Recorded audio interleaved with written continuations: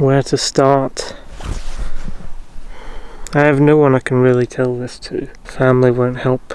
I asked Dad if I could talk to him about all the spiders and chaos in my head over the past few days, and especially today, and he didn't turn up.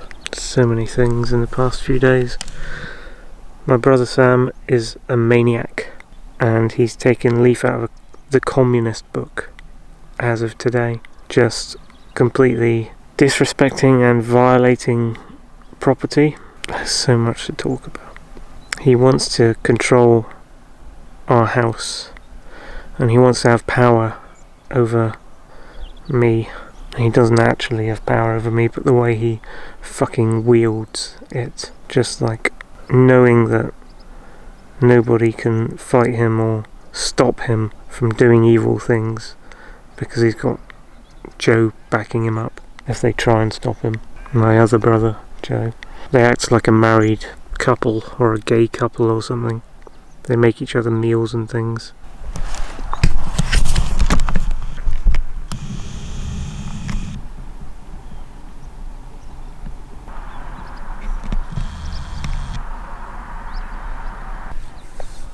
So, what day was it? The night before Monday was Sunday. Sunday, I think. I don't know if the microphone might not even pick up the car, but it's annoying me. Came up here to be alone. On Sunday, Mum said that she would be going away on, can't remember if it was Bank Holiday Monday, fake Bank Holiday Monday, or Tuesday. So long-winded to explain just because of how I speak and think.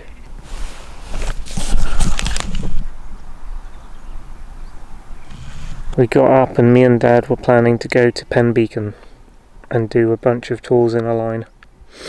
But Sunday we got up and I saw to the cats first, and then Mum's bringing me out to the garden like, Tom, get out here. I need you. You need to save Misha from the crows or some shit. Because she saw me looking out the window at some blackbirds as I had recognised them, and she thought she recognised them as crows, and she was making such a big distinction out of it, like she was so serious about it, like I was saying, no Mum, they're blackbirds, and she was like, no, they're crows, but the way she was saying it was like it was the end of the world if we didn't make this distinction correctly, that they were crows, that this was the most important thing and it would be the end of the world. And Misha's up in the tree that she's been in lots of times, and Mum's like, save her, they're marauding her, the crows are marauding Misha, get her out the tree. I'm like, I can't get her out the gigantic tree, and we're not calling fire crews out to get a cat out of a tree. This is a tree that she's gone up multiple times before and come down on her own, as with all the other trees. As I can do nothing, and she was behaving all fucking weird over this. Put me in a bad mood. Flies. And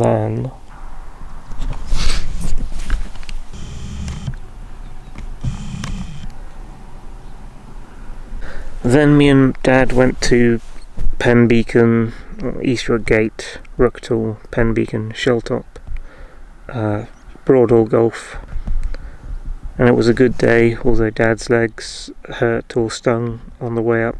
He only went up to Penn Beacon. It's fine. And then I went to Broadhall Golf, and that part of the day was good. It gets me, getting me away from the depression of everything for a little bit, a tiny bit. And then came back home, and as soon as I got home, like, Mum was all yelling at me about random bullshit that wasn't important.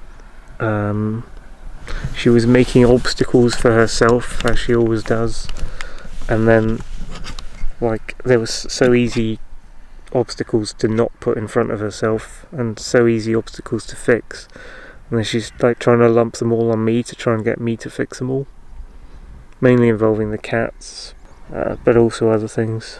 Anyway, that put me in a shit mood, and the way she was talking to me in the living room about things. So I went to bed for like 3 hours in the late afternoon, And then I woke up and she's still yelling at me about shit. And it was just a terrible day, and it should have been a good day because of that walk, but it was a terrible day.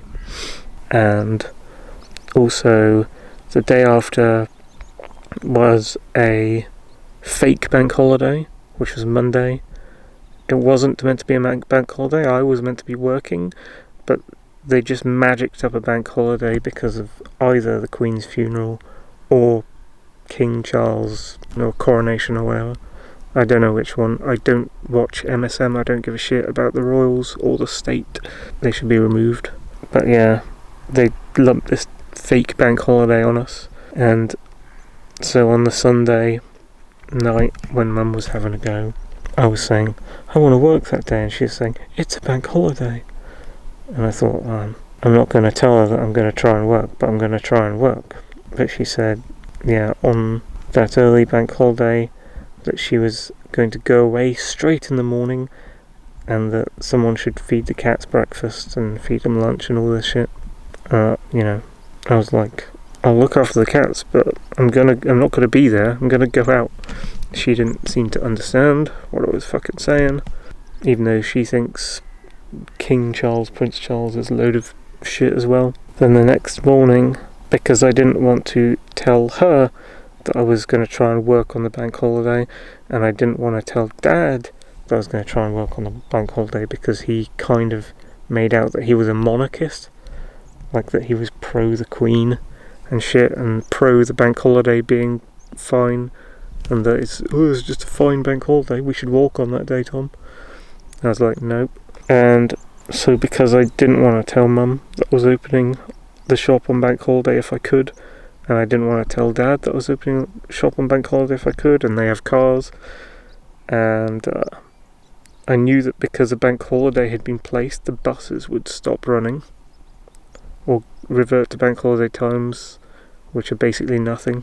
I phoned a taxi. I phoned the only 2 taxi companies I knew in Oakhampton, and neither of them answered. So I assume they also shut down for bank holidays. So this fake bank holiday had shut down English infrastructure. So you couldn't do anything. I was like, is everything shut down? This is fucked up. This makes me even more want to be anti-state and to stick it to the king by opening our shop and by being the only ones who are there for people during this time when the state is trying to close down the entire country, like royalty lockdowns. Fuck that. So I was going to try and open up, but the taxi people didn't answer. I'll show you this.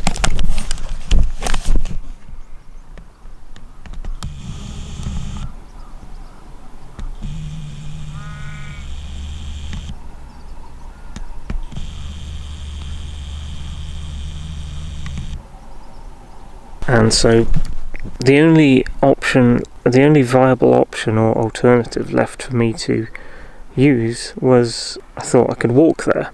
So I thought, I'd been on the Granite Way before between Lidford and Oakhampton, and in my mind that was shorter than it was. And I thought, well, all I have to do is connect the dot between where I live and Lidford, walk to Lidford, and then walk from Lidford to Oakhampton along the Granite Way. I wanted to do that, and I thought I might be able to open up in the late afternoon or mid-afternoon. I thought I could open the shop up at 2:30 or 3 o'clock. So I thought the walk could take me 2 or 3 hours or something, which was very incorrect. The walk ended up taking me 6 hours when I did it, and I did do it. But before I got up to walk, seeing as I didn't want to tell Mum, I woke up in the morning and I heard fucking sounds in the corridor. Sound of Mum there. And I heard sounds in the bathroom, sound of Mum there. I heard sounds downstairs and sounds through the halls of the rooms, and I was just like, I want to avoid you, but I do want to start this walk so I can get going to open the shop. I ended up waiting for her to go. She said she'd go straight away in the morning, but she didn't go straight away in the morning. She ended up hanging around for ages, till 10 o'clock or something, or 11 or some shit. I ended up leaving the house at 11:30 once she'd finally gone. That's so annoying. So I got a late start. Also, I didn't realise that the walk would take so long, and it did. Let's show you some more of this. There we go. There we go. So to me that's a very orange ball, but to the camera it's kind of yellow.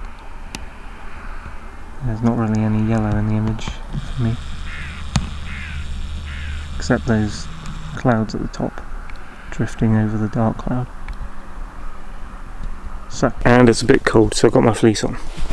And so I finally started walking and connected the dots up past the Prescombe Rocks through into Lidford, and taking an alternate route that passed through a bit of the Lidford Gorge and under this spectacular thing called the Lidford Viaduct, which I'd never seen before, into Lidford, and joined onto Granite Way, and then did the whole Granite Way. The whole thing together was 6 hours, pretty much bang on. 13 miles, I believe. I decided that I would camp out in the shop, so I wouldn't do the whole Granite Way and do the Granite Way back from the shop, because I had it in my mind that that would be too much. But actually the journey itself I did was too much. So saying that I'd camp out in the back room of the shop on a sleeping pad, I brought a sleeping pad and a lightweight blanket, which actually turned out to be quite heavy, plus my other stuff in my satchel bag, which was shop stuff and food, and there was a box of Pringles, bottle of water, wallet, phone, little bit of clothing, and all that together with the sleeping pad, which was quite long and unwieldy and didn't really attach to my bag at all, so I had to tie it on with a string. All that was too heavy for me. It was just on the verge too heavy. It was just on the threshold. If it was slightly lighter, it would have been okay, but it was slightly over that line into the beginnings of too heavy for me, and I dragged that thing with me the entire journey. My feet got sore, my toes, my big toes felt kind of pounding.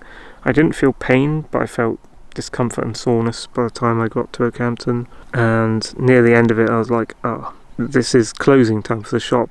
It was 4 PM, and I was like, oh. And then by the time I got to town it was I don't know, 5 or 6 PM or something. So I thought, I'm either going to open for a bit of the evening or it's too late to even open. So I was really sad that I couldn't stand against this fake monarchist bank holiday and the state by doing this little good deed thing, a little fight back sort of thing, a little my personal principle thing, which was what the whole journey was about.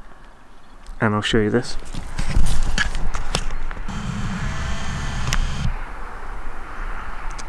Beautiful sunset going on here behind Brentall almost directly. Brentall.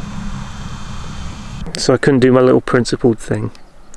I decided when I got into town, because when I actually got into Oakhampton town it was dead. I was thinking, alright, now I'm here, I do want to get something for dinner, so there has to be at least 1 or 2 places like me who had food.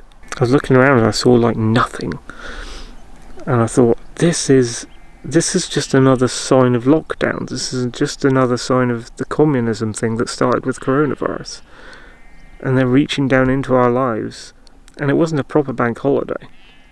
I actually walked up to the Lidl's, and it looked really quiet, but it looked like there was a glimmer of light inside. So I went right up to the front of it, even though the car park was empty.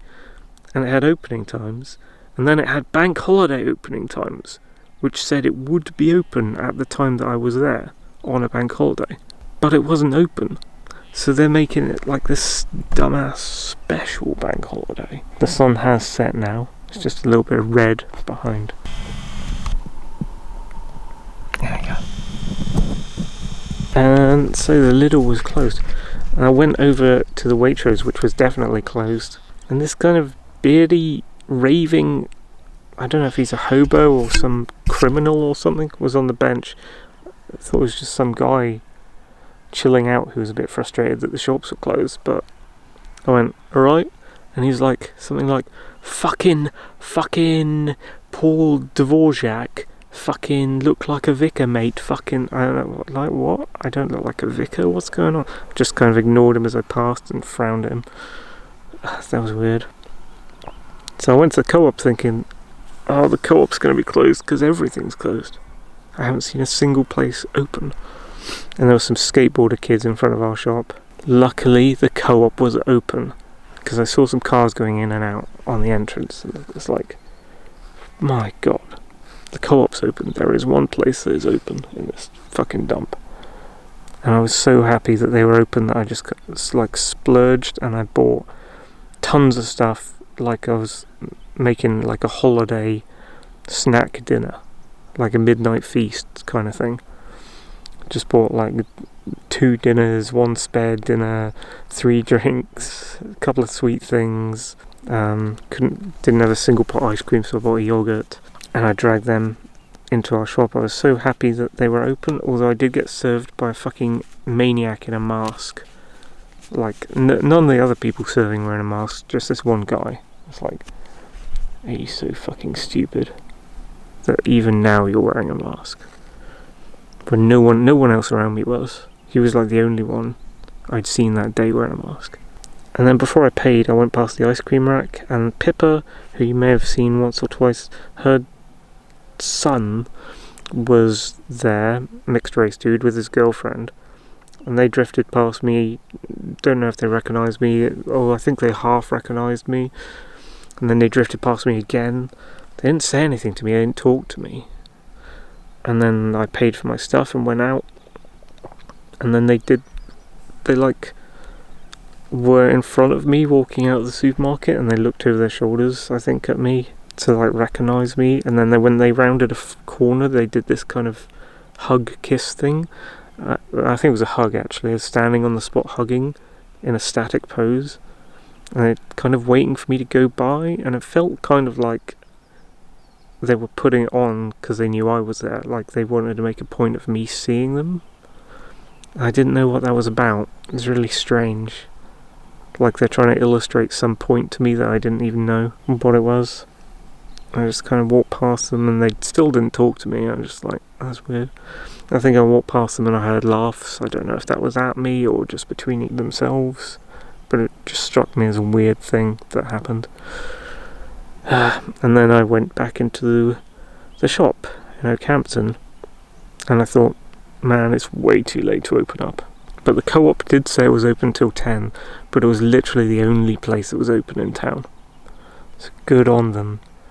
They did something non-communist for once. They did something ANCAP for once. And so I stayed the night inside the shop after that long walk. And the sleeping pad wasn't that comfy, but at the start of my rest it was nice to be on it, because I'd walked 13 miles. But through the night, it was like camping. I couldn't sleep properly. I was like drifting in and out. I was not able to properly lose consciousness for any amount of time, really. Just tiny little, maybe a few minutes or something, here and there. And I watched streams to try and get me to sleep. Harmful Opinions and something else. Can't remember what the other thing was. Probably biggest problem. It's getting a bit colder now that sun's gone. I'll put another layer on. So I was sleeping in the shop.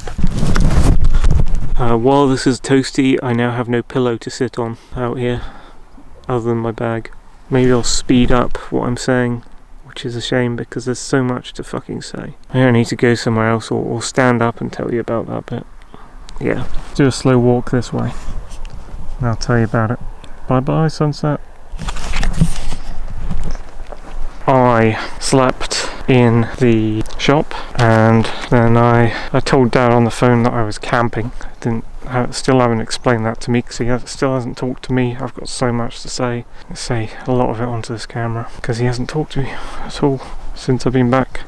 Tuesday morning, this morning at 6 a.m. I think. Yeah, it's weird that happened. But yeah, so I took like a 6-ish early bus. Probably got back in at like 7 o'clock back to home. And yeah, so it was morning and I saw the cats, and the first thing that I did was put my washing on in the washing machine that needed doing. and then I went upstairs. And then at some point crossing the corridor, maybe going to the toilet in between, I saw Sam hurriedly rushing downstairs with a basket full of clothes after he'd come out of the shower. Turns out what he was doing down there was grabbing my clothes, pulling them out of the washing machine, half done, and ramming them in the tumble dryer. And he was, picking out my clothes, like removing them just so, like, why is he so special? Just because he is important and superior and house controlling enough to be the most important boy who has to get his clothes in, even if someone else's clothes are already in on a cycle. So I took my clothes out, and they weren't fully washed, and rammed them in the dryer. There's like more steam in the dryer because he'd rammed them in way too early and they hadn't finished their cycle. So there's a bit of a backstory to this, and the backstory is that once upon a time in the past, I had done a similar thing. I had moved his clothes out of the washing machine to put mine in. However, when I did it, they had been done on their cycle, they had ended the cycle, and they'd been sitting in the washing machine for like 2 or 3 hours with like end on the washing machine. And so I took his clothes out and I put mine in, and he had a reaction to that where he said, "Hey, don't touch my clothes, don't leave them, don't put them in the tumble dryer by yourself, let me do it, don't do it yourself, they're mine." I was like, "Oh, sorry, okay, I will honour that ask from you, and from now on I won't move your clothes out of the washing machine when it's done. I will come and tell you that your cycle on the washing machine has finished, so that you can move your clothes, because obviously I need to do my laundry after you." So that was like, I was honouring his kind of silly, snarky ask, but it was a right kind of, it was a correct kind of ask at the time, because the way he said it wasn't correct, but the thing he was saying was correct, because his clothes are his property, they shouldn't be touched. But it's one rule for him and another for other people, I found out today. So for years I had been honouring that after that reaction. For years I had been not taking his clothes and moving them and leaving them for him to move and telling him that his cycle was done or whatever. But today, out of the blue, and it's just another one of his attacks. I'm sure you've seen me talking my second channel. He's got lots of different attacks that he's doing on me, and they're all to do with the same thing. They're all to do with complete control and ownership of the house. Even though his name is not on the deeds and he does not own the house at all, he has developed his own system for entirely controlling the house and making sure that he is all powerful, like he's the one with the power in the house, and he has fear so mum and dad won't stand up to him, and he has backup, and he can do whatever bad things, whatever controlling things he wants with the house, and no one at all will stand against him. And this is another front of that.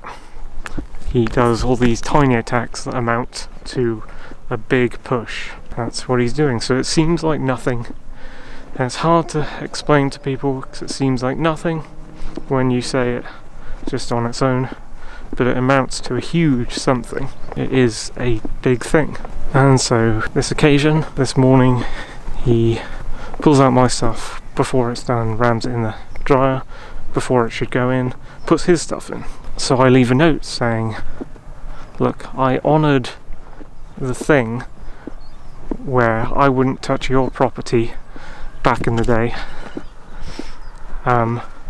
So why have you just suddenly done this and broken that pledge and just started disrespecting my property and like doing one rule for you and a different rule for someone else by touching my property and moving my clothes in this way you don't want me to do with your clothes? You know, you can't have it both ways. It has to be the things you do to one person equally apply to yourself. So yeah, this camera's a bit hard to hold, it's kind of heavy. I'll stop around here for a moment maybe. Now I leave that note saying, you know, I leave it stuck on the thing, like, you've done this thing that breaks your promise. So if I was formerly not allowed to touch your clothes and move them around, or not allowed to touch your property, but you're now allowed to touch my clothes and move my property, that makes the former thing invalid. So I'm now allowed to, like, if I was a communist, which I'm not on principle, that's why I wouldn't do it. I, you know, in the principle of what he's doing though, I would, you know, quid pro quo, I would be allowed to move his clothes around and do what I want with them. The old promise that I honoured being broken today. But no, he not only, once that note was up, he came down and I said, look, there's 1 hour 15 on this dumb tumble drying cycle that you've put in way too early, so I'll come and get it in 1 hour 15, leave my shit alone and I'll leave your shit alone. And he tears down the notes and he immediately pulls my stuff out of the tumble dryer before it's dry. Yeah. So I saw that and I came down, and that's fucking stupid, basically. He just proved to me in that moment something that I'd been thinking about him for a while, but he gave me the evidence I needed. That he is a property disrespecter, a property violator. He wants to own and control our house, and he will at any time disrespect any and all property that I own. Like, he is now de facto saying that he can just go in my room, pick up any object, and it's essentially his, sit in my chair, lie in my bed, and it all belongs to him. Everything in the house belongs to him. Dad's computer, dad's accounts, mum's, everything in mum's room, the cats, everything. He's saying that he owns it, like he thinks he owns it. He thinks all other people's property are his to do with as he wishes, and essentially he's a communist. So we have a communist in the house living with us as of today. I mean, we have it been proven to me as far as not the communist or socialist ideology, like the following of the tenets of that ideology in terms of knowing from a socialist perspective what the Communist Manifesto asks for, and equality and all that, but the horrible basic one that us free speech advocates and ANCAPs fight against, which is property rights for everyone, shall not be infringed, and a little bit of NAP in there from the libertarian side, is against what he's shown that he's doing now. There's even more than this to be said, but it's getting dark. That's the dusk skies we've got, and I'm actually near the road back home and my little circuit I've done. I'll be near houses and people soon passing by, so I don't really want to be vlogging right there, especially about topics like this. So I'll say bye for now. That's the general gist of it. Maybe I'll add more to this to explain other details. Bye.